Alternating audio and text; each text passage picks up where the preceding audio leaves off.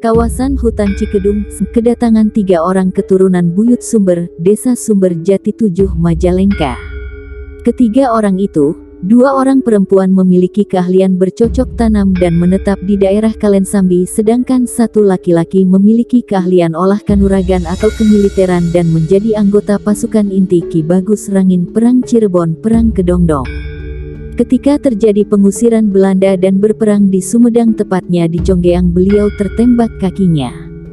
Beliau yang bernama Ki Marsidem ini berserta pengikutnya pulang menuju Kalensambi, tetapi di tengah perjalanan beliau tidak kuat lagi. Beliau mengucapkan kata-kata terakhir, "Wis tek dada paken nyawa ingsun ningkene," dengan menyuruh saudaranya untuk mempercepat kematiannya dengan cara menembaknya, atau ada pula yang menyebutnya dengan memukulkan sebatang kayu walikukun, di mana kemudian batang kayu bekas memukulnya ditancapkan dan tumbuh sampai sekarang. Tempat itu sekarang menjadi situs walikukun, terletak di Dusun Cidadap, Desa Cikedung.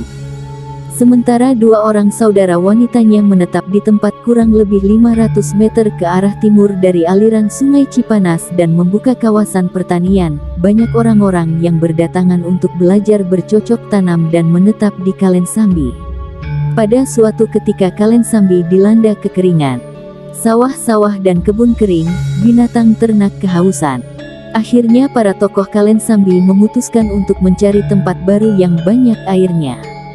Konon katanya dari hasil berholwat maka diutuslah seseorang Ki Buyut Kepel untuk mencari air ke arah timur, sampai desa Pangkalan, Losarang.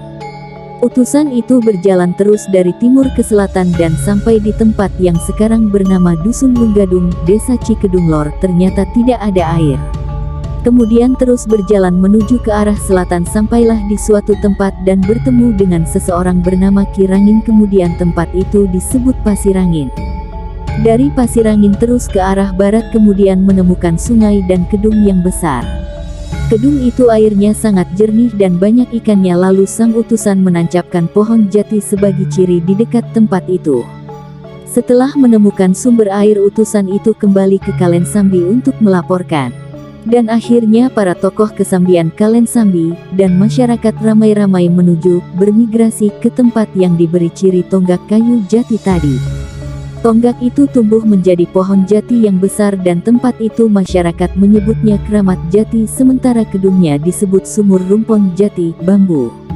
Demikian menghasilkan suatu mufakat desa yang baru diberi nama Kai Kedung, yang artinya Kai dari bahasa Sunda yang artinya air, Kedung dari bahasa Jawa yang artinya tempat telukan sungai yang dalam sehingga bisa menampung air dan arusnya berputar-putar di tempat tersebut, atau tempat sumber air yang setiap insan yang memerlukan. Dalam proses perkembangannya menjadi sebuah kampung yang dikenal Kampung Cikedung yang sampai sekarang masih ada.